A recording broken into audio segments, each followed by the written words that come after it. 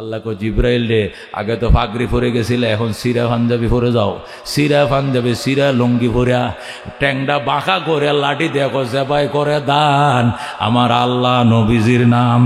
এখন ভিক্ষুক সাজদে জিব্রাইল, সাইজে সেরা জামানিয়া আসছে প্রথম কার কাছে? কুষ্ঠ রোগীর কাছে। ও ভাই, কোটি কোটি ছাগল দিছে খোদায় তোমারে, আমার একটা ছাগল, একটা ছাগলের বাচ্চা দেও। কয় কেন? কয় আমি খামু, দুধ খামু, জীবন সংসার পার করবো, আমি অসুস্থ পুঙ্গ মানুষ, কামাই করে খাইতে পারি না। কয় সর মিয়া সর, তোদের অভ্যাস হইল কিছু দেখলে শুধু হাত পাইতে বসে থাকস, এই ছাগল বকরি কামাইতে বড় কষ্ট হইছে। কয় কি কষ্ট হইছে? একজন আল্লাহর ফিয়ারা বান্দা দোয়া করছে, তুই গরিব আছিলে, অসুস্থ আছিলে, কাঙ্গাল আছিলে, কুষ্ঠ রোগী আছিলে, একজন আল্লাহর বান্দা দোয়া করছে, এরপরে তোরা আল্লাহ এতটুকু দিছে। কেউ দেয় না, এটা আমি ওয়ারিস সূত্রে বাপ থেকে পাইছি। যেরকম নাউজুবিল্লাহ, আমার কেউ দেয় না, আমি ওয়ারিস সূত্রে বাপ মা থেকে পাইছি। জিব্রাইল ডাক দেখো, আল্লাহ আমি ভিক্ষুক, আমি ঠ্যাং ভাঙ্গা, আমি বেওরা লুলা, আমি দোয়া করি তোমার বন্দাকে তার আগের অবস্থায় ফিরে দাও। এটা আবার কুষ্ঠরোগী হয়ে গেছে, ছাগল বকরি একসাথে সবটি মরে গেছে। এমন রোগ আইছে 5 মিনিটে সমস্ত ছাগল বকরি মরে শেষ। এখন কান্দে, হুজুর অর্ধেকটি আপনারা দেব, দোয়া করেন আল্লাহ যেন জিন্দা করে। দেখো আর কাম হবে না, সব শেষ। গেছে ওইটার কাছে, কোনটা? টাকমাথা। ওই ভাই, ভাই বাইরে, আমি গরিব মানুষ, অসুস্থ, আজকে 3 দিন পর্যন্ত ফেটে ভাত নাই, আমার একটা গরু দেও, একটা বাছুর দেও, দুধ দুয়ায় দুয়ায় খামু আর আত্মীয় স্বজনরা খিলামু। কয় ভাই দিতে পারবো না, গরু খামাইতে বড় কষ্ট লাগে, এ গরু মালিক হইতে অনেক কষ্ট, তোমরা তো চাইলে পাও, আমি পারবো না, অন্য জায়গায় যাও, সামনে যাও, সামনে যাও, দেওয়া হবে না। কেন দিবেন না? আপনি গরিব ছিলেন, আপনি টাকমাতা ছিলেন, সাদে মাল ছিল না, আমার দুয়ার বরকতে আল্লাহ সাদে মাল দিছে, এরপরে হাজার হাজার গরুর মালিক হইছেন, আমার দিবেন না কেন? মিছে কথা, আমি আগের থেকে জন্মসূত্রে আমার মাথায় চুলা ছিল, আমি কোটি কোটি গরুর মালিক আছিলাম। আস্তা মিছে কথার বলছে। আল্লাহর বন্দা দোয়া করে, আল্লাহ আমি ফকিরের দুয়ার উসিলায় তোমার বন্দারে আগের অবস্থায় ফিরে নাও। সাথে সাথে আবার ওটা কি হয়ে গেছে? টাকমাথা হয়ে গেছে। এবার গেছে ওই উটওয়ালার কাছে, যায় কো ভাই একটা উট দিবেন নি, একটা বাছুর দিবেন নি। যায় দেখে নমাজ পড়ে। উনি কি করে? উনি নামাজ পড়তেছে, একটু দাঁড়ান, অনেকক্ষণ ধরে নামাজ পড়ে। আল্লাহ তোমার দরবারে কি শুকরিয়া আদায় করি, অন্ধ ছিলাম, পৃথিবী দেখি নাই, চোখের সন্ধান দিছ একজন বুজুর্গ মানুষের দুয়ার উছিলা, হাজার হাজার লক্ষ লক্ষ উট দিছ, উটের বাছুর দিছ। ইয়া আল্লাহ আমার কাছে যতটা ফকির মিসকিন আসবে হাত পাততে দেরি হবে, আমি দিতে দেরি করবো না। মোনাজাত করতেছে, ইতিমধ্যে জিব্রাইল ভিক্ষুকের বেশে যায়। কো ভাই বাইরে 3 দিনের উবাস, ফেটে ভাত নাই, একটা দুইটা উটের বাচ্চা আমার দে। লোকটা ডাক দেখো, ভাই একটা দুইটা কেন, যতগুলো উট আপনি নিতে পারেন নিয়ে যান, যতগুলো আপনার প্রয়োজন নিয়ে যান, আমি দিয়া দিলাম। আপনার নেওয়ার পরে যদি কিছু থাকে আমার বাকিগুলো সব আপনারা দিয়া দিলাম। জোরে আল্লাহু আকবার। জিবরাইল আলাইহিস সালাম দোয়া করে, আল্লাহ তোমার নিয়ামত আরো 10 গুণ বাড়ায় দেখ। আল্লাহু আকবার। সাথে সাথে যা উঠছিল 10 গুণ আরো বেড়ে গেছে। আল্লাহ তোমার সম্পদ তোমার সন্তানের মধ্যে চিরস্থায়ী করুক, এই দোয়া করে চলে গেছে। আল্লাহ তোমাদেরকে পরীক্ষা করার জন্যই আগে আমার দোয়া এত সম্পদের মালিক বানাইছে, এখন আমার বদদোয়ার কারণে সম্পদগুলো ধ্বংস হয়ে গেছে। জোরে কোন নাউজুবিল্লাহ। এই জন্য আল্লাহ ডাক দেখো, আলহাকুমুত তাকাসুর, তোমাদেরকে ধ্বংস করে ফেলেছে প্রাচুর্যতা, সম্পদের প্রাচুর্যতা, ক্ষমতার প্রাচুর্যতা, সন্তানের প্রাচুর্যতা তোমাকে ধ্বংস করে ফেলেছে। অথচ আল্লাহ বলেন, ইন্নামা আমওয়ালুকুম আওলাদুকুম ফিতনা, সন্তান এবং সম্পদ তোমার জন্য পরীক্ষার বস্তু। কথা কোন ঠিক কিনা? যে মধু, যেটাকে আমরা মধু মনে করি, ওই মধুর মধ্যে ওই মিষ্টি নাই যে মিষ্টি আল্লাহ তার কোরআনে দান করেছেন। কথা কোন ঠিক কিনা? নতুবা হযরত ওমর ফারুক রাদিয়াল্লাহু তাআলা আনহু জীবনে মুসলমান হতেন না। কথা কোন ঠিক কিনা? ওমর তো কালমা পড়ার জন্য বের হন নাই, ওমর নবীজির মাথা কাটার জন্য বেরিয়েছিলেন। কথা কোন ঠিক কিনা? ওমরের বাল্য বন্ধু ওমর কি জিজ্ঞাসা করো, ওমর তুমি এত রাত্রে কই যাও? আমি মুহাম্মাদের মাথা কাটতে যাই। অপরাধ কি নিরহ নবী, এতিম নবীর অপরাধ কি?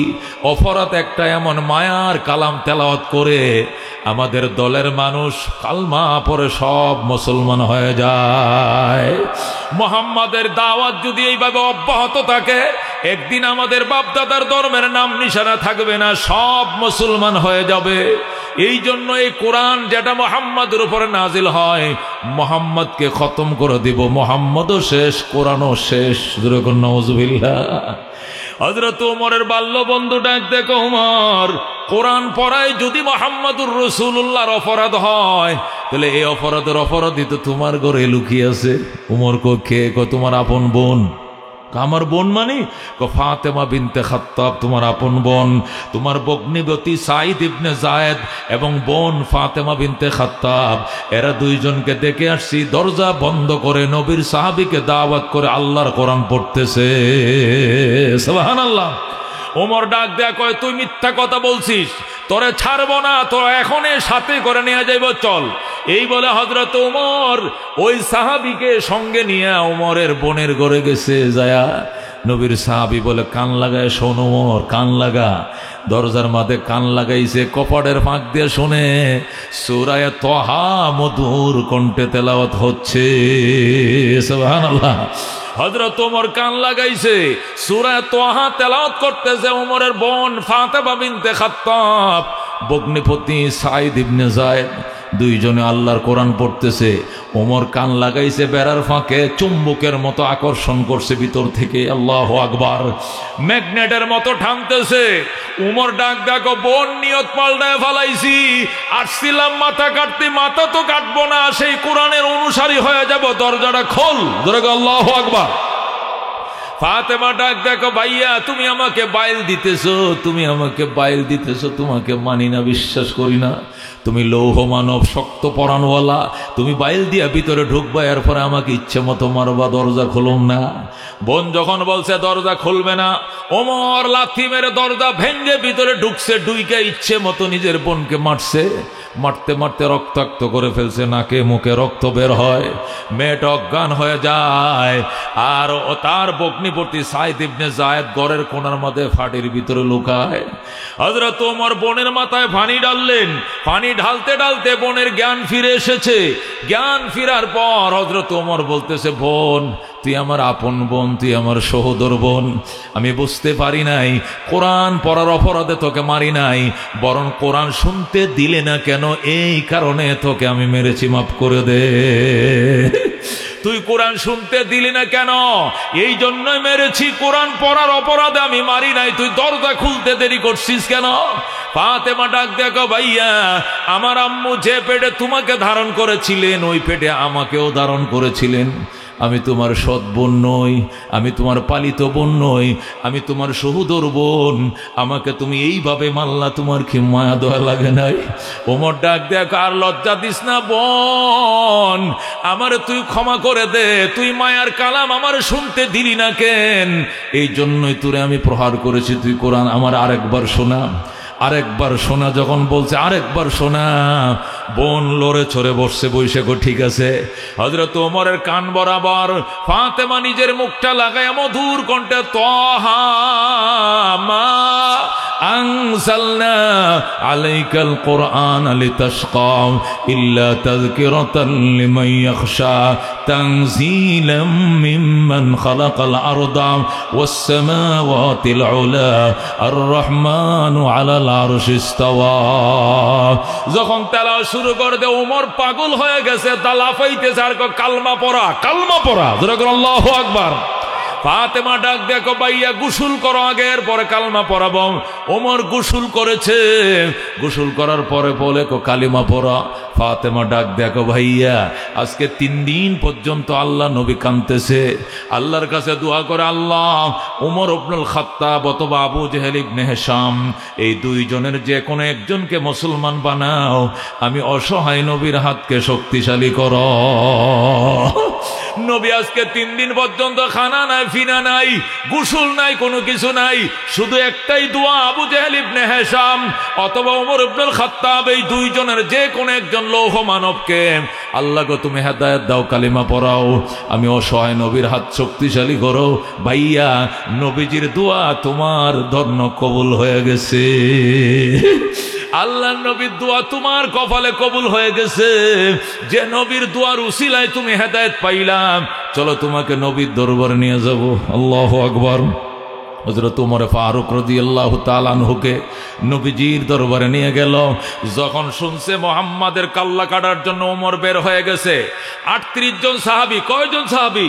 ৩৮ জন সাহাবী নবীকে মানব ডাল হয়ে ঘেরাও দিয়ে রাখছে, নবীর কাছে দুশমনকে আসতে দিবে না।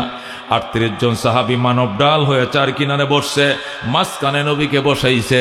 যে গড়ের মধ্যে নবীকে পাহারা দিচ্ছিল, ওই গড়ের গেইটের মধ্যে ৩৯তম সাহাবী হযরতে আমিরে হামজা দাঁড়াইছে। আল্লাহু আকবার। হযরতে আমিরে হামজা রাদিয়াল্লাহু তাআলা আনহুকে ডিউটির জন্য গেইটে দাঁড় করাইছে। উনি তরবারি নিয়ে গেইটে দাঁড়াইছে, যেটাই ঢুকবে ওমর ঢুকবে, কল্লা কেটে ফেলা হবে। আল্লাহু আকবার। ৩৮ জন সাহাবী নবীকে পাহারা দিচ্ছে। ৩৯তম মুসলমান ছিলেন আমিরে হামজা, উনি গেইটের মধ্যে ডিউটিরত অবস্থায় ইতিমধ্যেই হযরতে ফাতেমা বিনতে খাত্তাব তার ভাই ওমরকে নিয়ে গেইটে গেছে। সাথে সাথে পায়ের রক্ত মাথায় উঠে গেছে হামজা ডাক দেখ, ওমর নিজেরই শুধু শক্তিশালী মনে করিও না, এখনো তো হামজার মোকাবেলা করার সাহস তোমার হয় নাই। তুমি জানোনি তোমার আগেই হামজা কালমা পড়ে মুসলমান হয়ে গিয়েছে। হামজাকে খুন না করে নবীর কাছে যাইতে তোমাকে দেওয়া হবে না, ওমর এখান থেকে ফিরে চলে যাও। ওমর ডাক দেখো, হামজা নবীকে মারার জন্য এসেছিলাম কথা সত্য, কিন্তু রাস্তার মধ্যে নিয়ত পাল্টায় ফেলেছি। এখন আর কাল্লা নেওয়ার নেশা আমার নাই, এখন নেশা ঢুকছে কালমা পড়ার নেশা। আমারে নবীর দরবারে যাইতে দে। যখন বলতেছে নবীর দরবারে যাইতে দে, হামজা তোর কথা বিশ্বাস করা যায় না, তোর নবীর কাছে যেতে দেওয়া হবে না। হযরতে ফাতেমা বলতেছে, খোদার কসম খায়া বলছি ও হামজা, আমার ভাইয়া কালমা পড়বে, তুমি যাইতে দাও। দস্তাদস্তি শুরু হয়ে গেছে। এক হাতে বোনকে ধাক্কা দিয়ে ফেলে দিয়েছে, আরেক হাতে ওমরকে ধাক্কা দিয়ে ফেলে দিয়েছে। খবরদার নবীর দিকে তুই ফিরতেও দিব না। আল্লাহ নবী ডাক দেয়া কয়, হামজা ওমরকে আসতে দাও, আসতে দাও। ওমরের চেহারার ভিতরে কালিমার নূর চমকাইতেছে। আল্লাহু আকবার। হযরত ওমরকে আসতে দাও। আল্লাহ নবী যখন অনুমতি দিলেন, হযরত ওমর ভিতরের দিকে ঢুকছে। বোন টান দেয়া তরবারিটা রেখে দিছে, তরবারি রাইখে যাও। তরবারি সারাই রওনা করে আল্লাহর হাবিবের কিনারে যায়া এমন চাউনি দিছে চেহারার দিকে, নবী গো, মক্কার মানুষ ছিলেন, আমিও মক্কার, কিন্তু নবী হওয়ার পরে মায়ার নজরে কোনোদিন আপনারা দেখি নাই, আমাকে একটু দেখতে দেন। রসুল বলে, ফাদ্দালে ইবনাল খাত্তাব, হে খাত্তাবের ফুলা বয়, খাত্তাবের ফুলা তুই বসো। হযরত ওমর বলে, আমারে বসতে কয়েন না, আমি নুরানি চেহারাটা প্রাণ ভরে দেই খেলই। 3 বার পর্যন্ত দেখার পরেও বলো, আল্লাহ খোদার কসম রে, খোদার কসম রে মক্কাবাসী, লাইসা হাযাল ওয়াজহু ওয়াজহু কাযযাব, এই চেহারা কোনোদিন মিথ্যাবাদীর চেহারা হতে পারে না। আমার এই চেহারা দেখতে দেশ নাই কেন তোরা? এই চেহারা চির সত্যবাদীর চেহারা। এরপরে আল্লাহ নবীর পায়ে পড়ে কালমা পড়ে মুসলমান হয়ে যায়। মুসলমান হওয়ার পরে নবী বলেন, ওমর 3 দিন পরে ভাত খামো তোমাকে নিয়া। হুজুর আমি খানা খাবো না। কই কেন? যারা যারা আপনাকে ভয় দেখাইছিল, আপনি 3 দিন পর্যন্ত কেঁদেছেন, ওরা কারা? এদের নামের লিস্টটি আমাকে দেন। যে তরবারে দিয়া ওদের আপনার মাথা কাটতে এসেছিলাম, ওই তরবারে দিয়ে এদের দেহর থেকে মাথাকে আলাদা করে ফেলবো। আল্লাহু আকবার। নবী ডাক দেখো, ওমর পাগলামি করো না, আমি হত্যা করে খুন করে ইসলাম প্রতিষ্ঠা করতে চাই না, আমি আদর্শ দিয়ে ইসলাম প্রতিষ্ঠা করতে চাই। মানুষ বলবে মুহাম্মদ খুন করে ইসলাম প্রতিষ্ঠা করে, এই বদনামের বাগে আমি হব না, তুমি শান্ত হও। ওমর বলে, ঠিক আছে হুজুর, আপনার কথা মানলাম, তবে আল্লাহর ঘরটার মধ্যে চক্কর না দিলে আমার আগুন নিভবে না। কয় কেন? ওরা তো জানে আমি আপনার মাথা কাটতে আসছি, আমি যে নিয়ত ঘুরায় ফেলছি এটা ওরা তো জানে না, এই জন্য আল্লাহর করে আমাকে 7টা চক্কর দেওয়ার অনুমতি দেন। আল্লাহু আকবার।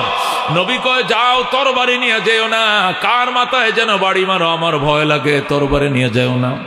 ওমর কয়, হুজুর কথা দিলাম কাহারও মাথা আঘাত করব না, তবে তরবারিটা কোষার মধ্যে থাকা লাগবে নিজের নিরাপত্তার জন্য। হুজুর আল্লাহু আকবার। কুরসার মাঝে, কোমরের লুঙ্গির কুরসার মাঝে তরবারিটা এইভাবে এইভাবে কুপছে, কুইপে সেতা বাইগা করে রাইকা আল্লাহর ঘর তওয়াফ করে লব্বাইক আল্লাহুম্মা লব্বাইক লব্বাইক লা শারীকা লাক লব্বাইক ইন্নাল হামদা ওয়ান নি'মাতা লাকা ওয়াল মুলক লা শারীকা লাক। হযরত ওমর লব্বাইক তালবিয়া পড়তেছে, আল্লাহর ঘর তওয়াফ করতেছে আর বলতেছে, ও মক্কার মুনাফিকরা, ও পুতুল পূজারীরা, ও পত্তলিকের গোষ্ঠীরা শোনো, ওমরকে 12টা লাল উটের লোক দেখায়া নবীজির কল্লা আনতে পাঠাইছিলা। আমি নবীর কল্লা আনতে গিয়েছিলাম, কিন্তু কল্লা না এনে কালমা নিয়ে আমি ফেরত এসেছি। আমি নবীর কাল্লা আনি নাই, আমি নবীর হাত থেকে কালমা নিয়ে ফিরেছি। আজকের থেকে ইসলাম ওপেন করে দিলাম, আর ইসলাম গোপনে থাকবে না। মুসলমানদের সামনে যদি দাঁড়াইতে মন চায় তাহলে মায়ের থেকে বিদায় নিয়ে আইসো, কারণ মা সন্তান হারা হওয়ার সম্ভাবনা আছে। বিবির থেকে বিদায় নিয়ে আইসো, কারণ বিবি বিধবা হওয়ার সম্ভাবনা আছে। সন্তান থেকে বিদায় নিয়ে আইসো, সন্তান এতিম হওয়ার সম্ভাবনা আছে। আল্লাহু আকবার। এই হুঙ্কার দিয়ে হযরত ওমর চলে আসলেন। বেঈমানদের ভিতরে গুঞ্জন শুরু হয়ে গেছে, সর্বনাশ, এই লৌহ মানব কিসের কারণে মুসলমান হয়েছে? সবাই বলতেছে একটাই কারণ, কোরআনের বানিয়ে রে মোমের মতো নরম বানিয়ে দিয়েছে। আবু জেহেল অবাক হয়ে গেছে, কোরআনের ভিতর নিয়ে এত আকর্ষণ, এটা জাদুর থেকেও বেশি আকর্ষণ কোরআনের ভিতরে। আল্লাহু আকবার। আবু জেহেল বলে তদন্ত করতে হবে, তদন্ত কমিটি গঠন করছে। তদন্ত কমিটির আহ্বায়ক আবু জেহেল, সহকারী আহ্বায়ক হলো উতবা, আর সদস্য সচিব হলো সাইবা। আবু জেহেল, উতবা, সাইবা তিনজন মিলে তদন্ত কমিটি গঠন করে কোরআনের ভিতরে কেমন আকর্ষণ আছে পরীক্ষা করার জন্য রাতের বেলায় নবীর ঘরের পিছন দিয়ে কান লাগাইছে। খেজুর পাতার বেড়ার ছাউনির মধ্যে কান লাগায়া তিনোটা কোরআন তেলাওয়াত শুনে আর চোখের পানি দিয়া বুক ভাসায়। আল্লাহু আকবার। গভীর রাত হয়ে গেছে, সাহাবায়ে কেরাম তাহাজ্জুদের জন্য উঠবেন, দেইকে ফালাইবে, এই জন্য তারা তিনজন সরে গেছে।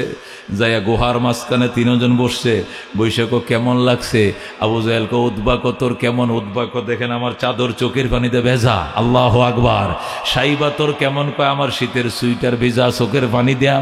আবু জেহেল আপনার কাছে কেমন লাগছে? আবু জেহেল ডাক দেখো, আমার অবস্থা তো ওমরের মতো হয়েছিল, মন চাইছিল বেড়াটা লাথি মারে ভেঙ্গে দে ভিতরে ঢুকি, আর মুহাম্মাদের কদমে পড়ে কালমা পড়ে মুসলমান হয়ে যায়। বলেন আল্লাহু আকবার। কিন্তু আমার হাতে যেহেতু মক্কার নেতৃত্ব, আমি যদি মুসলমান হয়ে যাই তাহলে সবাই আমাকে লজ্জা দিবে, আমাদেরকে গাঙ্গে বাসায়া, আমাদেরকে নদীতে বাসায়া। আবু জেহেল তার পথ ধরছে, এই জন্য আমি মুসলমান হই নাই, নতুবা আমার অবস্থা ওমরের থেকে কম হয় নাই।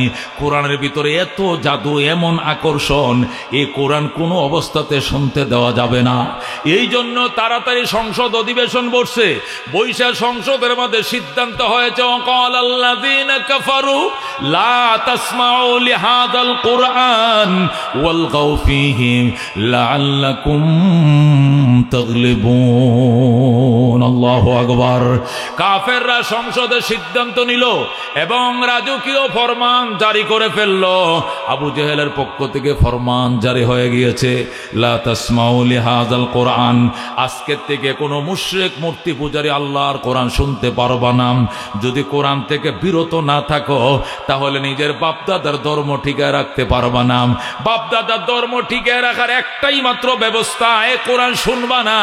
ওয়ালগাউ ফিহি, বরং কোরআনের আলোচনা যেখানে হবে ডিস্টার্ব করবা, ব্যাঘাত তৈরি করবা, তাহলে লাআল্লাকুম তাগলিবুন, তাহলেই শুধুমাত্র বিজয় ধরে রাখতে পারবা, বাপদাদার ধর্ম টিকায় রাখতে পারবা। জোরে কোন নাউযুবিল্লাহ। এ দুস্থ কোরআনের আকর্ষণে কাফেররা পর্যন্ত বেড়ার ফাঁক দিয়া রাতের অন্ধকারে আল্লাহর কোরআন শোনার জন্য, আল্লাহু আকবার, কোরআন শুনতো তারা। এখন আবু জেহেলের পক্ষ থেকে সংসদ অধিবেশন, তারা প্রজ্ঞাপন জারি করছে, রাষ্ট্রীয় প্রজ্ঞাপন, আগামীকাল থেকে কেউ কোরআন শুনতে পারবা না। এখন উতবা চিন্তা করছে কেউ তো শুনবে না, আমি একটু শুনি, কারণ গতকালকে যে শুনছিলাম এটা ভোলা যায় না। সুবহানাল্লাহ। উতবা এসে বেড়ার ফাঁকে কান লাগাইছে, সাইবা একটু পরে তার গায়ে ধাক্কা খাইছে, আবু জেহেল এসে দুনুটার গায়ের উপরে কাতয়ে পড়ছে। আল্লাহু আকবার। এখন তিনোটা আইসা বেড়ার সাথে কান লাগায় একটা শরীরে একটা ধাক্কা খায়া দৌড় দিছে, দৌড়ায় যেদিক পারে দৌড়ায়। ডাক দেখো তুই আইসস কি জন্য? আমি আইসি কেডা কেডা আইসে দেখতে আইসি। তুই জন কি এর জন্য আইসস? আমি আসছি কালকের যে কোরআনের কথাটা ঘুমের মধ্যে শুয়েছি, ঘুম আহে না, শুধু ওই মায়ার কালাম শুধু কানে বাড়ি খায়। এই জন্য আমি আইছিলাম। গতকালকে কি শুনছিলাম এটা ভুলতে পারি না। আবু জেহেলকে আমি তো আসলে এই কারণে আসছিলাম, কইতে পারি না। জোরে করে আল্লাহু আকবার। এ দোস্ত, এই কোরআনের আকর্ষণ এটা মারাত্মক আকর্ষণ রে দোস্ত। এটা মোমের মতো মানুষকে নরম বানায়। এই বৈষম্য সমাজকে সাম্য তৈরি করে দেয়। এই বেইনসাফের সমাজের মধ্যে 100% ইনসাফ তৈরি করতে পারে একমাত্র শুধুমাত্র কোরআন। কথা কোন ঠিক কিনা? এছাড়া কোনো কিছু দিয়ে হবে না। আল্লাহ পরিষ্কার বলছেন, সিবগাতাল্লাহ ওয়া মান আহসানু মিনাল্লাহি সিবগা ওয়া নাহনু লাহু আবিদুন। আমার রঙে রঙিন করো জমিন, আমি আল্লাহর রঙে। সিবগাতাল্লাহ মানে ইসবাগু বিসিবগাতিল্লাহ, কুলু সাব্বাগানাল্লাহু বিসিবগাতিন। তাফসীর উলামায়ে কেরামের জানা আছে, আপনারা জানেন। আল্লাহ বলেন আমার রঙে রঙিন হও। নৌকা দিয়া সাজাইছো, দেশ সাজে নাই। দান দিয়া সাজাইছো, কালার ফুটে নাই। আর লাঙ্গল দিয়া সাজাইছিলে, ফুটে নাই। আল্লাহ কো একবার কোরআন দিয়া সাজাও। ওয়ামান আহসানু মিনাল্লাহি সিবগা, এত সুন্দর কালার কোথাও পাইবা না। কথা কোন ঠিক কিনা? এই জন্য দোস্ত আল্লাহ তার কোরআন দিয়ে চ্যালেঞ্জ করে বলছেন, সিবগাতাল্লাহ আই ইসবাগু বিসিবগাতিল্লাহ। আল্লাহ রঙে রঙিন করো দুনিয়া, সাজাও বাংলাদেশ। সব মার্কা দেখা শেষ, আল কোরআনের বাংলাদেশ। কথা কোন ঠিক কিনা? সব মার্কা দেখা শেষ, আল কোরআনের বাংলাদেশ। কথা কোন ঠিক কিনা? জীবনে একবার নাওয়ার জন্য 3.5 বার ছিল নৌকা, 2.5 বার ছিল দান, 2 বার ছিল লাঙ্গল। একবার ফাটায় দেখো কোরআন, দুনিয়ার সমাজটা জান্নাতের সমাজ হয়ে যাবে।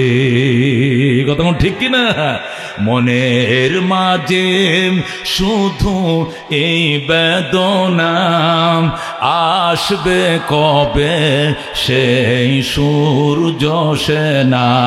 যারা করবে জারি কোরআনে যে ধরায়, যারা করবে জারি কোরআনে যে ধরায়। যাদের অভাবে আজ এই হতাশা পূরণ করিবে যারা জাতির আশা, তাদেরই পথ চেয়ে আমি অসহায়। করব জারি কোরআনে যে ধরায়, যারা করবে জারি কোরআনে যে ধরায়। কথা কোন ঠিক কিনা?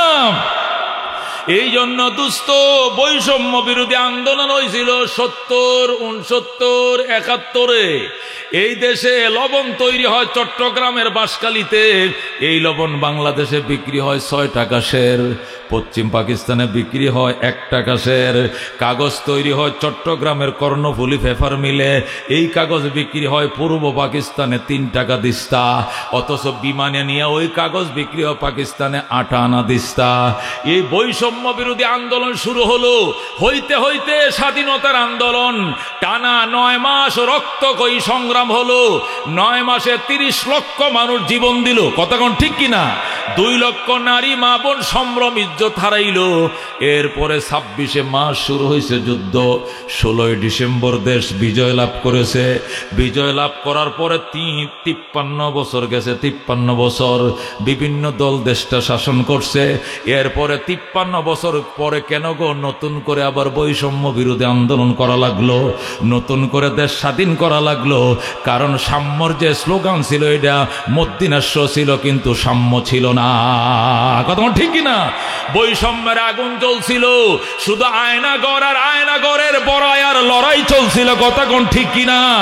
যে সমস্ত উলামায়ে কেরাম বালেগ হওয়ার পরে কোনোদিন হাঁটুর উপরে কাপড় উঠাই নাই, এ উলামাদেরকে জেলখানায় নিয়া অন্ডকোষের মধ্যে কি দেওয়া হয়েছে?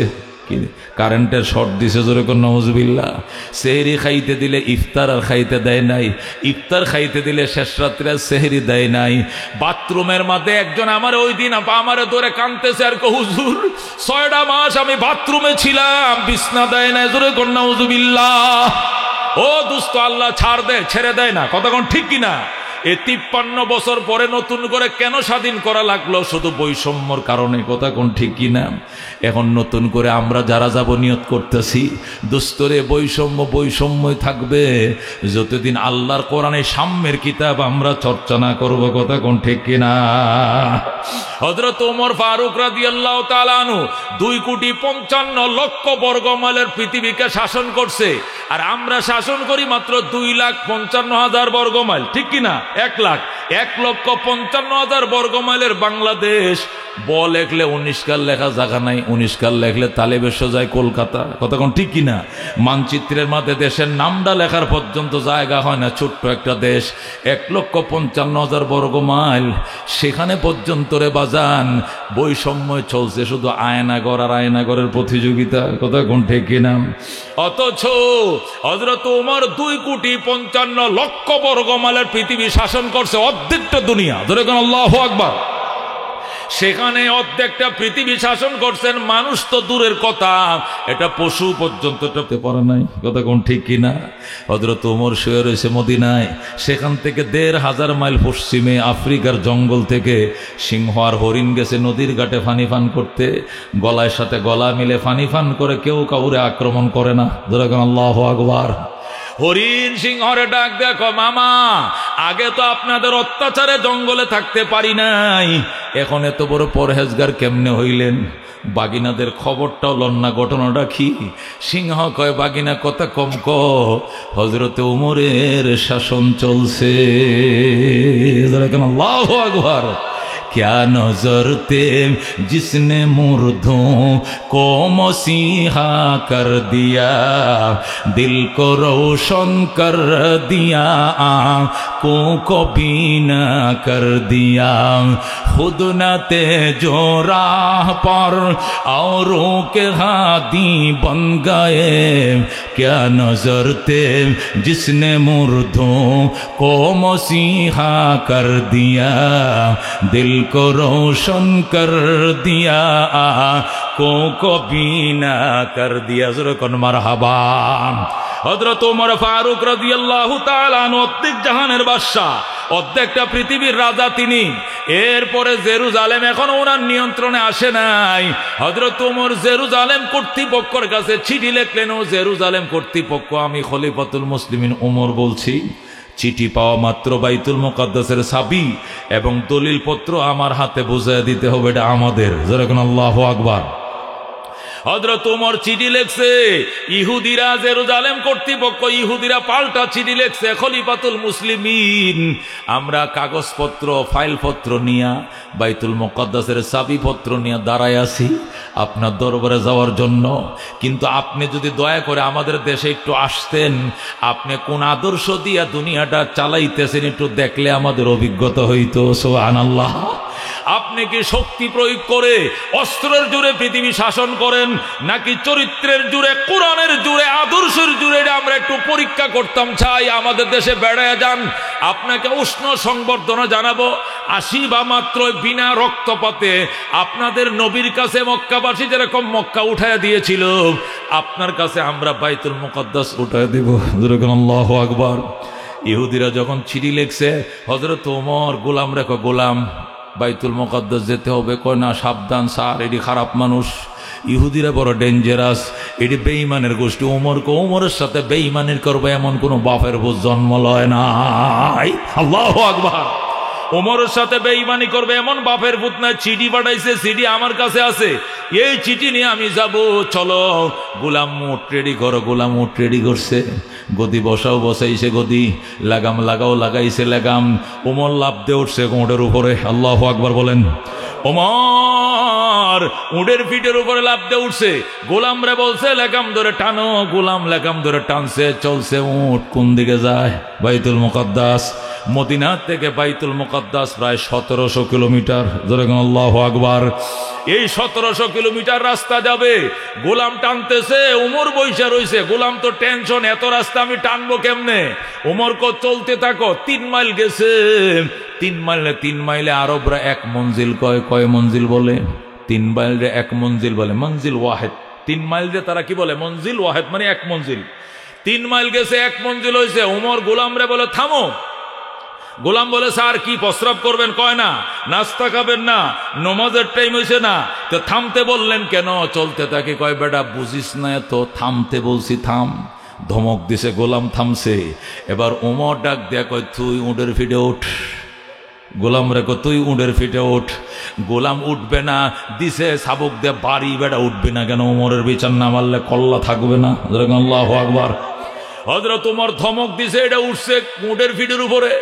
ওমর ডাক দেয় এখন গোলাম বসবে, অর্ধেক জাহানের বাদশা লেগাম ধরে টানবে।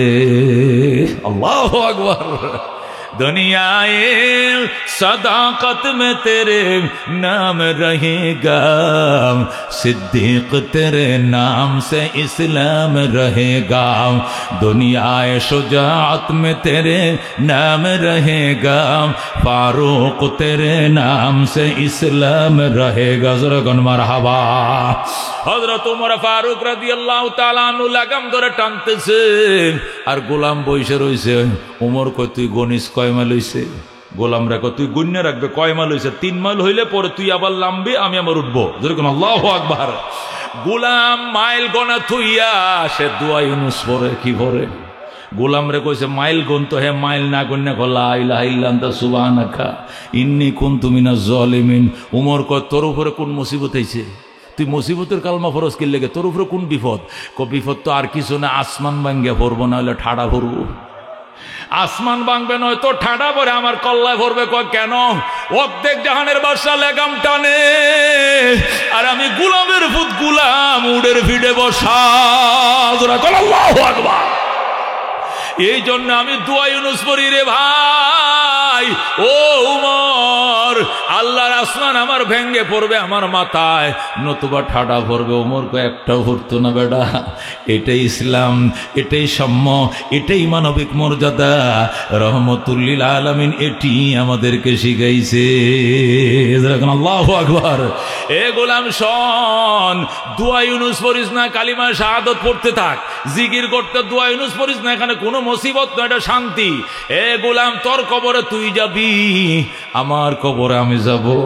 ময়দানে হাশরে যদি আল্লাহ জিজ্ঞেস করে ওমর যে রক্ত মাংস দিয়ে তোমারে বানাইছিলাম, একে রক্ত মাংস দিয়ে গোলাম বানাইছিলাম, সারাটা রাস্তা গোলাম দিয়ে রশি টানাইছো, আর তুমি সারা রাস্তা বসা ছিলা, এর কি কোনো শান্তির দরকার ছিল না? আমি ওমর জবাব দিয়া কুল পাবো না। আল্লাহু আকবার।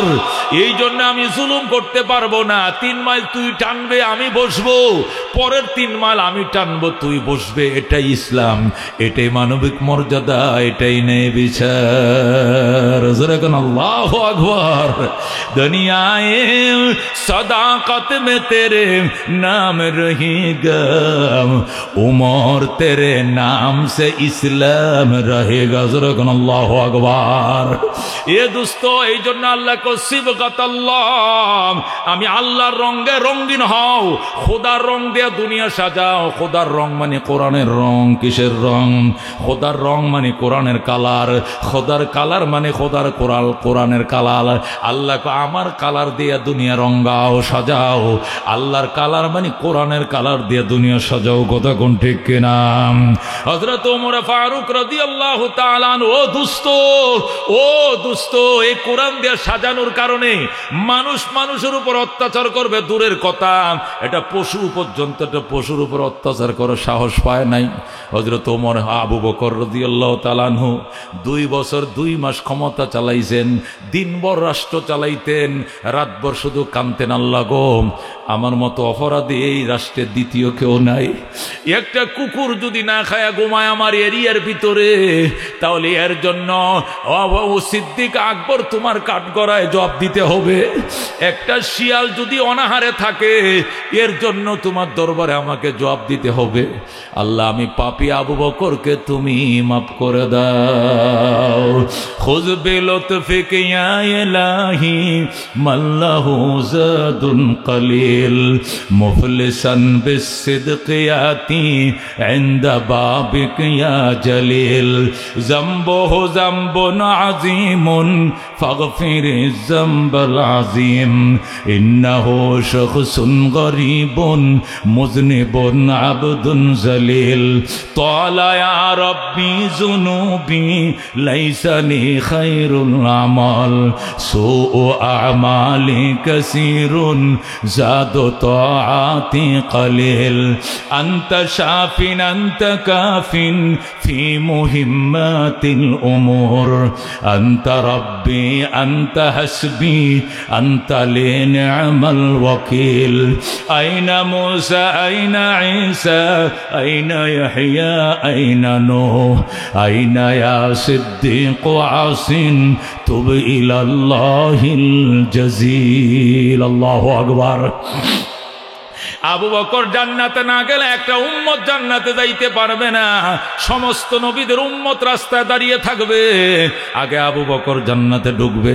এই আবু বকর পর্যন্ত কিয়ামতের ভয়ে, জবাবদিহিতার ভয়ে, মৌতের ভয়ে কান্তরে দুস্ত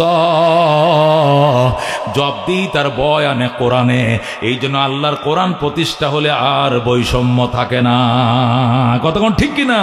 হযরত উসমানে গনিকে আল্লাহর নবী 10 বার জান্নাতের টিকিট দিয়েছেন। কয়বার? 10 বার বিভিন্ন ভাবে জান্নাতের টিকিট পাইছে। এরপরেও জবাবদিহিতার ভয়ে যেই মাত্র কবরটা সামনে আসতো, গুরুস্থানটা দেখা মাত্রই হযরত উসমান বসে যাইতেন। সাহাবীরা বলতেন, উসমান বসছেন কেন? আমার হাঁটুর নিচ দিয়ে কেমন যেন অবশ হয়ে যায়, আমি চলতে পারি না, আমার কাঁদতে দে, আমি মন ভরে কাঁইদালো, এরপরে আমি সামনে যাব। সাহাবীরা বলতো, উসমান, আল্লাহ নবী বলছেন আবু বকর ফিল জান্নাহ, উমর ফিল জান্নাহ, উসমান ফিল জান্নাহ, তোমার নামটা 3 নম্বরে। উসমান ফিল জান্নাহ এই শব্দটা আমরা হাজার হাজার সাহাবীরা শুনছি, আমার উসমান জান্নাতি। এত সুসংবাদ শোনার পরেও কেন তুমি কান্দো? উসমান বলতেন, শোনো, আমার নবী তো আরেকটা হাদিসও বলছেন। কি বলছেন? আল কবরু ইম্মা রাউযাতুম মির রিয়াজিল জান্নাহ আও হুফরাতুম মিন হুফারিন নার। কবর হয়তো জান্নাতের টুকরা হবে, নয়তো বা জাহান্নামের গাড়া হইয়া যাইবে। যদি উসমানের কবর জাহান্নামের গাড়া হইয়া যায়, আমি কি জবাব দিব? এই জন্য আমি পাগল। তোরা বল আল্লাহু আকবার। আমি সব সইতে পারি, কিন্তু কবর সইতে পারি না। কবর দেখলে আমার জামা কাপড় ভিজে যায়, দাঁড়ি ভিজা ফোটায় ফোটায় পানি পড়তো, জামা কাপড় ভিজে যাইতো, তারপর উসমানের কান্না থামতো না। হিসাব চরমনের ঘটনা শুনাইছি। কুতুবে আলমে ইসহাক সাহেব রহমতুল্লাহ আলাইহি, যিনি সরাসরি কারি ইব্রাহিম সাহেব রহমতুল্লাহ আলাইহির খলিফা ছিলেন, হুজুর হারায় যাইতেন মাঝে মাঝে রাত্রে। মানুষ খুঁজতে খুঁজতে নদীর পারে যাইতো, কুতুবখানায়, মসজিদে, বাথরুমে কোথাও পাইতো না। যা দেখতো গুরুস্থানের কিনারে বৈশা, এতিমের মতো ফুসমাসা শীত। আমরা কম্বল খাতা গাও দেয়া থাকতে পারি না, এটা পাতলা গেঞ্জে গায়ে দিয়ে একটা 5 কলি টুপি ফইরা ওই গুরুস্থানের কাছে বৈশা কান্দে আমার প্রাণ পাখি রে, আমার কালো ময়না রে, একদিন তো যাইবার ময়না উড়িয়া, একদিন তো যাইবার ময়না ছাড়িয়া। ছেলে মেয়েরা পাশে বসে কান্দিবে পাগলের বেশে, পড়বে তারা আল্লাহর কোরআন খুলিয়া। এইভাবে যখন হাউমাউ করে কাঁদতো, একটা গামছা থাকতো, শুধু নাকের পানি আর চোখের পানি এক হয়ে যাইতো। উনি বলতেন, উম্মতরা রে শোন, বাবারা শোনম, যতক্ষণ পর্যন্ত নাকের পানি আর চোখের পানি এক না হবে, এতদিন ওলি হইতে পারবা না। আল্লাহু আকবার। যখন আল্লাহর ভয় তোমার ভিতরে এমন ঢুকবে, চোখ দিয়েও পানি বের হয়, নাক দিয়েও বের হয়, দুই পানি এক হইয়া যায়, মুইছা তুমি কোলাইতে পারো না, ওই দিন মনে করিও আল্লাহ হয়তো তোমার কাছে এটাই না নিছে, তুমি বেলায়েতের দরজা লাভ করছো। চোখের পানির বিনিময় ছাড়া, নাকের পানির বায়না ছাড়া বেলায়েত অর্জন করা যায় না। আল্লাহর ওলিকে নেওয়ার জন্য মুরিদানরা আসতো, কুলে নিত, আবার পরে যাইতেন, পিছলায়া শরীরটা ভিজে যাইত, পিছলায়া পরে যাইতেন, আর বলতেন আমারে নিস না, আমারে কানতে দে, আমারে কানতে দে। মানুষ লক্ষ লক্ষ মানুষ শুধু বামন সাতা মহাদুপুর থেকে 30টা বাজ যায় সরমনে। কারণটা কি, ঘটনাটা কি, ফাইসো কি সরম নাই বাজান, আর কিছু সেখানে নাই, ওখানে গেলে কিছু কান্নাকাটি করা শিখা যায়। কতক্ষণ ঠিক কি না? বয়ান শুনলে মনটা ফাঁসান, মনটা নরম হয়, চোখ দেয়া ফানিয়া এড়ে আর কিছু না। আল্লাহর ওলি বলতে আমার নিস না, আমি যাব না। ফজলুল করিম রহমতুল্লাহ আলাইহি বলেন আপনি যে যাবেন না, অন্ধকার আপনার কি ভয় লাগে না? এই কুয়াশার আন্ধার আপনার কি ভয় লাগে না? আল্লাহর ওলি কান্ত কবরের আযাব মানুষ যদি দেখি তো গরবারি সারিয়ায় জংলায় তাকি তো গরবারি সারিয়ায় জংলায় তাকি তো। এ বন্ধু এরপরে জোর করে যখন বাড়িতে নিয়ে গেছে, কুতুব কানের মাঝে নিয়ে কানবেন, এখানে বসে কান্দেন। আপনি গুরুস্থানের কিনারে যায় বসে কেন কান্দেন? ওখানে শীত আর কুয়াশা, এখানে জিনফরির ভয়, এখানে নীরবে বসে কান্দেন। আল্লাহর ওলি আল্লাহু আকবার আবার কান্না শুরু করছে। জীবনে না করিলাম বন্দিগি, গুনাহ করে কাটাইলাম জিন্দেগি, গুনাহ করে কাটাইলাম জিন্দেগি। তওবা করে আবার তওবা ভাঙ্গিলাম, অবশেষে খাঁটি তওবা করিলাম। তুমি যদি মাফ না করো আল্লাহ বান্দারে, বলো তোমার বান্দা যাবে কার কাছে? তুমি যদি মাফ না করো আল্লাহ হাসরে, বলো তোমার বান্দার কি উপায় হবে? এ বন্ধু আল্লাহর ওলি কানছে, কান্দা কানতে কানতে কানতে চোখের পানির বিনিময় আল্লাহ তো কোনো একটা মর্যাদার আসন তাদেরকে দান করছিল। এই জন্য পাগলরা এখন ওনাদের দরবারে কান্নার জন্য যায়। কথা কোন ঠিক কিনা? এই জন্য দুস্থ কোরআনের শাসনের মাঝে কান্না আছে, কোরআনের শাসনের মাঝে পরকালের জবাবদিহিতা আছে। এই জন্য এই শাসন ছাড়া বৈষম্য দূর হবে না, সাম্য প্রতিষ্ঠা হবে না। কথা কোন ঠিক কিনা? এই জন্য আল্লাহ তাআলা কোরআনের সূরা আল হাকুর মধ্যে বলছেন, আল হাকুমুত তাকাসুর হাত্তা জুরতুমুল মাকাবির। বৈষম্য করতে করতে তোমরা এমন পর্যায়ে চলে গেছো, আল হাকুম আত-তাকাসুরু, তোমাদেরকে গাফিল করে দিয়েছে, তোমাদেরকে উদাসীন করে দিয়েছে। আত-তাকাসুরু, তাকাসুর শব্দের অর্থ হলো আত-তাফাখুরু বিল আমওয়ালি ওয়াল আওলাদ। আমি সূরা তাকাসুর আপনাদের সামনে তেলাওয়াত করছিলাম, এটিকে সামনে নিয়ে কিছু তাফসির করতে চাই। শুনতে রাজি আছেন ইনশাআল্লাহ? কারা কারা হাত বাড়ান, আল্লাহ তাকবীর। যেহেতু আমার আলোচনা গোছানো থাকে, মনে রাখা যায়, এই জন্য মোবাইল থাকলে মোবাইলে উঠায় নেন, আর কান থাকলে কান সজাগ করে শুনেন। বিড়ি সিগারেট খায়েন না, এই নেশা মাথায় নিয়েন না, ঠিক আছে?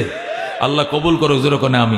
আমি যে সূরা তেলাওয়াত করছি, সূরার নাম সূরা তাকাসুর। সূরার নাম কি? সূরাতুত তাকাসুর, যেটাকে আমরা আল হাকুমুত তাকাসুর বলে চিনি। এই সূরার মধ্যে 8টা আয়াত আছে। কয়টা আয়াত আছে? 8টা আয়াত আছে। আল হাকুমুত তাকাসুর হাত্তা যুরতুমুল মাকাবির কাল্লা সাউফা তা'লামুন সুম্মা কাল্লা সাউফা তা'লামুন কাল্লা লাউ তা'লামুনা ইলমাল ইয়াকিন লাতারাবুন্নাল জাহিম সুম্মা লাতারাবুন্নাহা আইনাল ইয়াকিন সুম্মা লাতুসআলুন্না ইয়াওমা ইযিন আনিন নাঈম। কটা আয়াত আছে? 8টা আয়াত।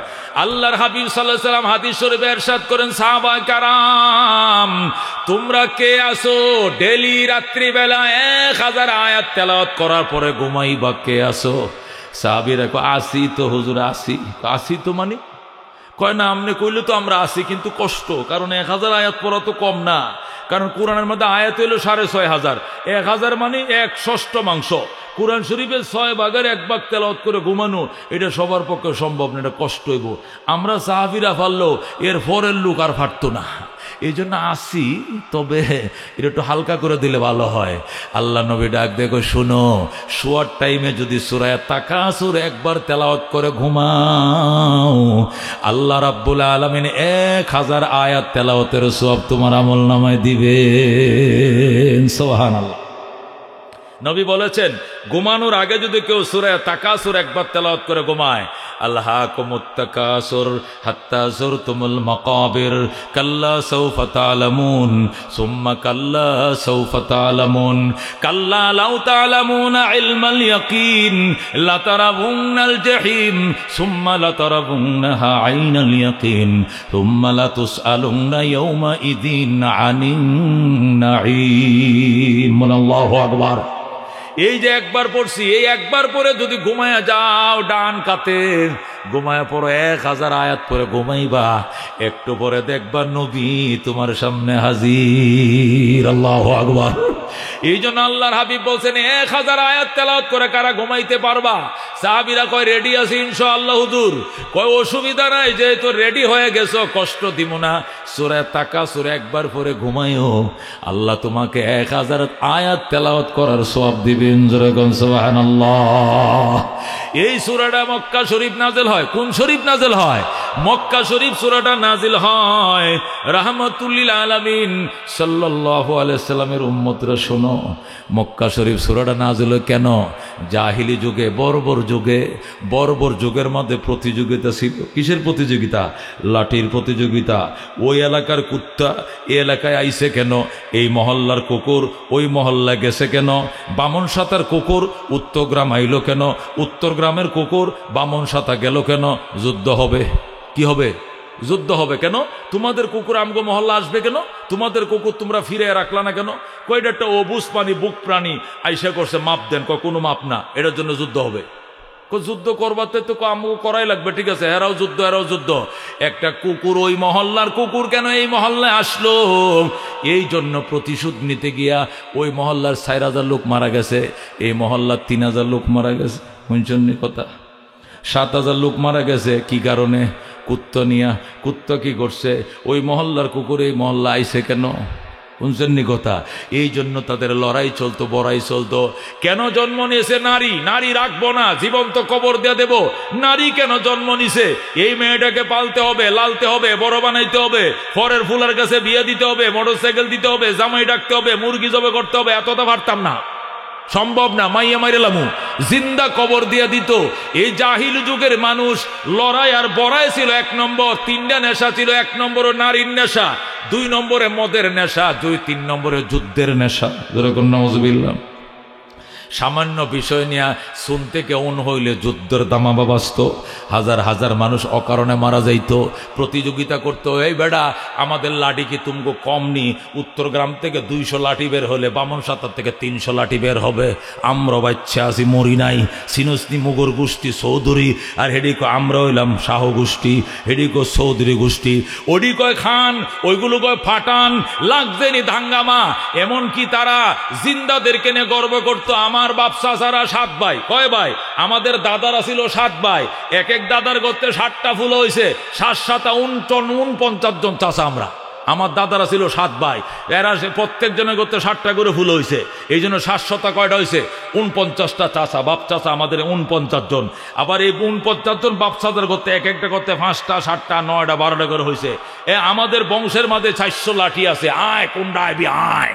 এই যুদ্ধ শুরু হয়ে গেছে। এরপর ওরা বলতো না তোর বাপ চাচারা 49 জন ছিল, এটা আমরা বিশ্বাস করি না। বিশ্বাস করস না, আয় কবরস্থানে কবর গণবো। হাত্তা জোরতুমুল মাকাবির, শেষে কবরস্থানে গেছে, যায় এটা আমার মেজু চাচা, দেখ কবরটা 7-8 লম্বা। লোকটা কত লম্বা ছিল? এই যে এটা আমার সেজু চাচা, কবর দেখ 8.5 হাত। যে লোকটার কবরটা 8.5 হাত, লোকটা তো অন্তত 8 হাত লম্বা ছিল। এখন দেখ আমরা সেই বংশের সন্তান, আমরা পিছু হটন না লোক না, আমরা পিছু হটবো না। যেরকম নাউজুবিল্লাহ। ওই লড়াই আর বড়াইকে কেন্দ্র করে আল্লাহ সূরা তাকাসুর নাজিল করে কয়, এই সূরাটা পড়বি আর মনকে বুঝতে বলে, ও মন, মন রে, ও মন কার লাগিয়া করছো তুমি এত আয়োজন। যেরকম আল্লাহু আকবার। এই সূরাটা পড়বা, পড়ে ঘুমাইবা, 1000 আয়াত পড়া সব পাইবা। এই বাহাদুরির অন্তরটা মোমের মতো নরম হয়ে যাবে। আল্লাহ কয় আল্হাকুম, আল্হাকুম শব্দের অর্থ হলো তোমাদেরকে উদাসীন করে ফেলেছে। কি করে ফেলেছে? তোমাদেরকে গাফেল করে ফেলেছে, তোমাদেরকে উদাসীন করে ফেলেছে। কি জিনিস? কয় আত্তাকাসুরু। তাকাসুর মানে প্রাচুর্যতা। তাকাসুর শব্দের অর্থ কি? প্রাচুর্যতা। প্রাচুর্যতা মানে বেশি, সম্পদ বেশি, সন্তান বেশি, ক্ষমতা বেশি, লাঠি বেশি, সম্পদ বেশি। প্রাচুর্যতা বুঝেন তো? সম্পদের দাপট, সন্তানের দাপট।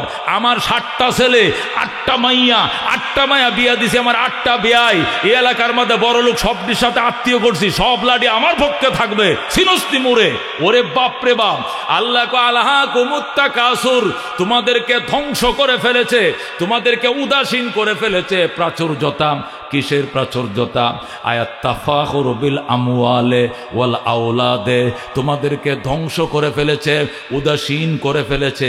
টাকার প্রাচুর্যতা, সন্তানের প্রাচুর্যতা, সম্পদের প্রাচুর্যতা। কথা কোন ঠিক কিনা?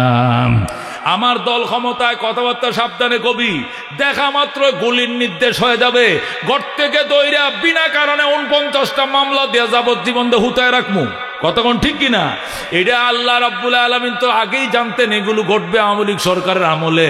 এই জন্য আল্লাহ এটা আরো কয় হাজার বছর আগে, 14,000-1400 বছর আগে বলে গেছে, আলহাকুমুত তাকাসুর, ধ্বংস করে ফেলবে তোমাদেরকে, উদাসীন করে ফেলবে তোমাদেরকে প্রাচুর্যতা। তোমাদেরকে উদাসীন করে ফেলতে প্রাচুর্যতা, সম্পদের প্রাচুর্যতা, সন্তানের প্রাচুর্যতা। এই প্রাচুর্যতা প্রতিযোগিতায় থাকতে থাকতে হাত্তা জুরতুমুল মাকাবির, এমনকি তোমরা কবর জিয়ারতকারী হয়ে গেলে। কবর জিয়ারতকারী হয়ে গেলে এটার কি ব্যাখ্যা? মুফাসসির কেরাম তার 2টা ব্যাখ্যা করছেন। 1 নম্বর ব্যাখ্যা হলো হাত্তা তাতিয়াকুমুল মাউত। হাত্তা জুরতুমুল মাকাবির অর্থ হলো হাত্তা তাতিয়াকুমুল মাউত। তোমাদের সম্পদের প্রাচুর্যতা এমন আসছে, অহংকার এমন আসছে, সম্পদের অহংকার, সন্তানের অহংকার আসছে, অহংকার করতে করতে হাত্তা তাতিয়াকুমুল মউত, মরণ এসে গেছে। পশ্চিম দিকে ফিরার সময় আর পাইলে না, মসজিদে যাওয়ার সময় আর পাইছো না, আল্লাহর গোলামি করার সময় আর পাও নাই। এর আগে হাত্তা তাতিয়াকুমুল মউত। হাত্তা জুরতুমুল মাকাবির অর্থ হলো এমনকি কবরের বাসিন্দা হয়ে গেল আর কি। এর অর্থ হলো কি?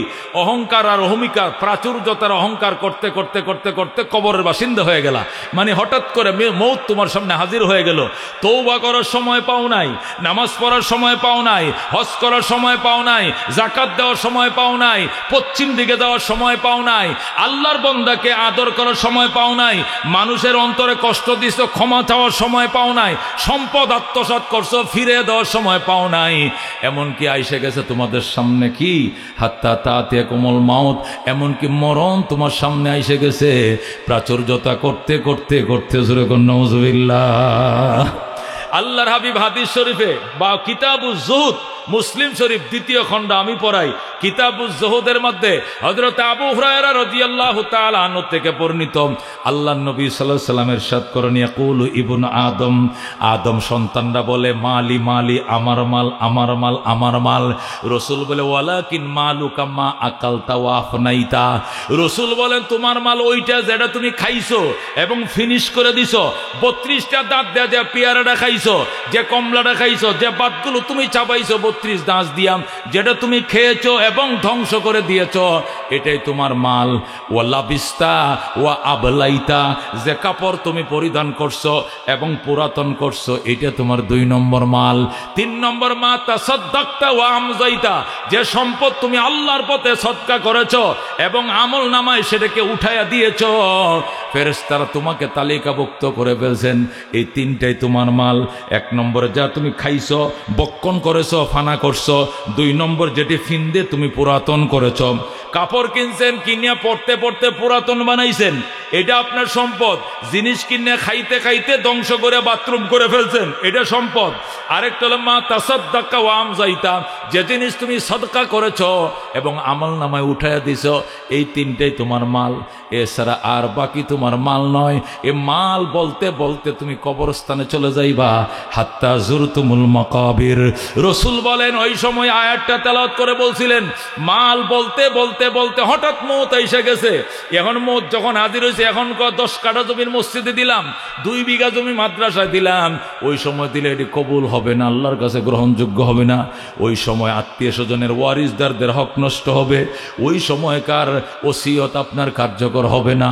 ঠান্ডা মাথায়, শক্তি সামর্থ্য থাকতে ঠান্ডা মাথায় মসজিদে মাদ্রাসা দান করতে হবে। মৌতের সক্রাত শুরু হইলে, মরণের বয়া দান করলে কবুল হবে না। কথা কোন ঠিক কিনা? আল্লাহ নবী সাল্লাল্লাহু আলাইহি ওয়াসাল্লাম বলেন, বনি ইসরাইলের মধ্যে 3 জন অসুস্থ মানুষ ছিল। কয়জন অসুস্থ মানুষ?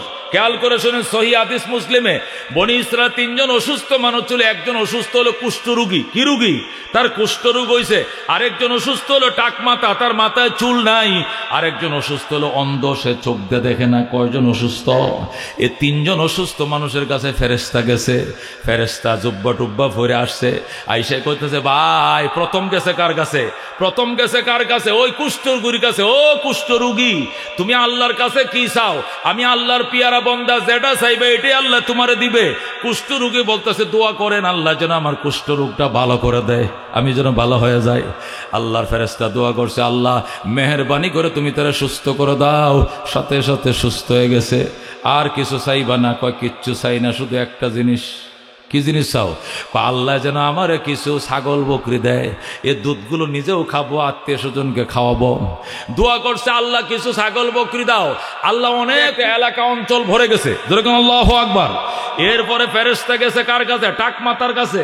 যায় বলছে, ও টাক্কু মিয়া, মাথায় তো সাদে মাল নাই, আপনি আল্লাহর কাছে কি চান? কিচ্ছু চাই না, শুধু চাই আল্লাহ যেন আমার মাথায় চুল দেয়, তাহলে আমি সন্তুষ্ট, আর কিছু নাই। দোয়া করছে, আল্লাহ দোয়া করি তোমার পিয়ারা বন্দার মাথা চুল দিয়া দাও। গুনাহগুলো মাফ করে চুল দিয়া দিছে আল্লাহ। আর কি চাও? কিচ্ছু চাই না, কিছু কিছু গরু এবং গরুর বাছুর চাই আল্লাহ যেন আমার দেয়, দুধ বিক্রি করে নিজে খাবো, অন্যরে খাওয়াবো। আল্লাহ কবুল করছে, কিছু গরু বাছুর দিয়া দুনিয়া ভরে দিছে তারে। এরপরে গেছে ওই অন্ধর কাছে। অন্ধর কাছে দেখো, ভাই তুমি কি চাও? বাইরে কপাল মন্দ, চোখটা কিতে অন্ধ, দুনিয়া দেখতে পারি নাই, আমারে দোয়া করেন আল্লাহ যেন চোখ দেয়। আর কিচ্ছু চাও না? কিচ্ছু চাই না। ওই ফেরেশতা দোয়া করছে, আল্লাহ জিবরাইল দোয়া করছে, আল্লাহ তুমি তারে সুস্থ করো, চোখ খুলে দাও। সাথে সাথে তার চোখের আলো ফিরে আসছে। আল্লাহু আকবার। সে সুন্দর দুনিয়া দেখতেছে। আর কিছু লাগবো নি? কিচ্ছু লাগতো না। দোয়া করেন কয়েকটা উট এবং উটের বাচ্চা যেন আল্লাহ আমার দেয়, আর কিচ্ছু লাগতো না। দেখছু নি, একটা ফাইলি আরেকটা, একটা ফাইলি আরেকটা, ঘটনা কি? না আর কিছু না, শুধু একটাই। দোয়া করছে, আল্লাহ অনেকগুলো উট দিছে তাকে, উটের বাচ্চা দিছে। ওর জন্য একটা এলাকা ভরে গেছে ছাগলে, ওর জন্য এলাকা ভরছে গরু, ওর জন্য এলাকা ভরছে উড়ে। এরপরে জিবরাইল আলাইহিস সালাম ভিক্ষুকের বেশ ধরছে। আল্লাহ কো, জিবরাইল রে, আগে তো পাগড়ি পরে গেছিলে, এখন সিরা পাঞ্জাবি পরে যাও। সিরা পাঞ্জাবি, সিরা লুঙ্গি পরে, ট্যাংটা বাঁকা করে লাঠি দেখো জেবাই করে দান আমার আল্লাহ নবীজির নাম। এখন ভিক্ষুক সাজদে জিবরাইল, সাইজে সেরা জামা নিয়ে আসছে। প্রথম কার কাছে? কুষ্ঠরোগীর কাছে। ও ভাই, কোটি কোটি ছাগল দিছে খোদায় তোমারে, আমার একটা ছাগল, একটা ছাগলের বাচ্চা দেও। কয় কেন? কয় আমি খামু, দুধ খামু, জীবন সংসার পার করবো, আমি অসুস্থ তো পুঙ্গ মানুষ, কামাই করে খাইতে পারি না। কয় সর মিয়া সর, তোদের অভ্যাস হইল কিছু দেখলে শুধু হাত পাইতে বসে থাকস। এই ছাগল বকরি কামাইতে বড় কষ্ট হইছে। কয় কি কষ্ট হইছে? একজন আল্লাহর ফিয়ারা বান্দা দোয়া করছে, তুই গরিব আছিলে, অসুস্থ আছিলে, কাঙ্গাল আছিলে, কুষ্ঠ রুগী আছিলে, একজন আল্লাহর বান্দা দোয়া করছে, এরপরে তোরা আল্লাহ এতটুকু দিছে। কয় কেউ দেয় না, এটা আমি ওয়ারিস সূত্রে বাপ থেকে পাইছি। যেরকম নাউজুবিল্লাহ, আমার কেউ দেয় না, আমি ওয়ারিস সূত্রে বাপ মা থেকে পাইছি। জিব্রাইল ডাক দেখো, আল্লাহ আমি ভিক্ষুক, আমি ঠ্যাং ভাঙ্গা, আমি বেওরা লুলা, আমি দোয়া করি তোমার বন্দাকে তার আগের অবস্থায় ফিরে দাও। এটা আবার কুষ্ঠরোগী হয়ে গেছে, ছাগল বকরি একসাথে সবটি মরে গেছে। এমন রোগ আইছে 5 মিনিটে সমস্ত ছাগল বকরি মরে শেষ। এখন কান্দে, হুজুর অর্ধেকটি আপনারা দেব, দোয়া করেন আল্লাহ যেন জিন্দা করে। দেখো আর কাম হবে না, সব শেষ।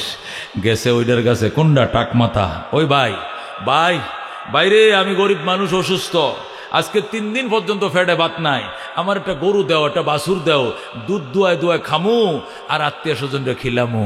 কয় ভাই দিতে পারবো না, গরু খামাইতে বড় কষ্ট লাগে, এ গরু মালিক হইতে অনেক কষ্ট, তোমরা তো চাইলে পাও, আমি পারবো না, অন্য জায়গায় যাও, সামনে যাও, সামনে যাও, দেওয়া হবে না।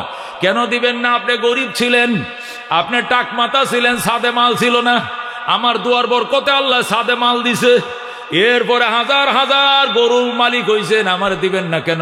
মিছে কথা, আমি আগের থেকে জন্মসূত্রে আমার মাথায় চুলা ছিল, আমি কোটি কোটি গরুর মালিক আছিলাম। আস্তা মিছে কথা বলছে। আল্লাহর বন্দা দোয়া করে, আল্লাহ আমি ফকিরের দুয়ার উসিলায় তোমার বন্দারে আগের অবস্থায় ফিরে নাও। সাথে সাথে আবার ওটা কি হয়ে গেছে, টাকমাথা হয়ে গেছে। এবার গেছে ওই উটওয়ালার কাছে, যায় কো ভাই একটা উট দিবেন নি, একটা বাছুর দিবেন নি। যায় দেখে নমাজ পড়ে। উনি কি করে, উনি নামাজ পড়তেছে, একটু দাঁড়ান, অনেকক্ষণ ধরে নামাজ পড়ে। আল্লাহ তোমার দরবারে কি শুকরিয়া আদায় করি, অন্ধ ছিলাম, পৃথিবী দেখি নাই, চোখের সন্ধান দিছ একজন বুজুর্গ মানুষের দুয়ার উসিলা, হাজার হাজার লক্ষ লক্ষ উট দিছ, উটের বাছুর দিছ। ইয়া আল্লাহ আমার কাছে যতটা ফকির মিসকিন আসবে, হাত পাততে দেরি হবে, আমি দিতে দেরি করবো না। মোনাজাত করতেছে, ইতিমধ্যে জিবরাইল ভিক্ষুকের বেশে যায়। কো ভাই বাইরে 3 দিনের উবাস, ফেটে ভাত নাই, একটা দুইটা উটের বাচ্চা আমার দে। লোকটা ডাক দেখো, ভাই একটা দুইটা কেন, যতগুলো উট আপনি নিতে পারেন নিয়ে যান, যতগুলো আপনার প্রয়োজন নিয়ে যান, আমি দিয়া দিলাম।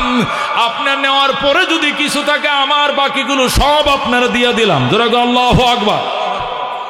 জিবরাইল আলাইহিস সালাম দোয়া করে, আল্লাহ তোমার নিয়ামত আরো 10 গুণ বাড়ায় দেখ। আল্লাহু আকবার। সাথে সাথে যে উট ছিল 10 গুণ আরো বেড়ে গেছে।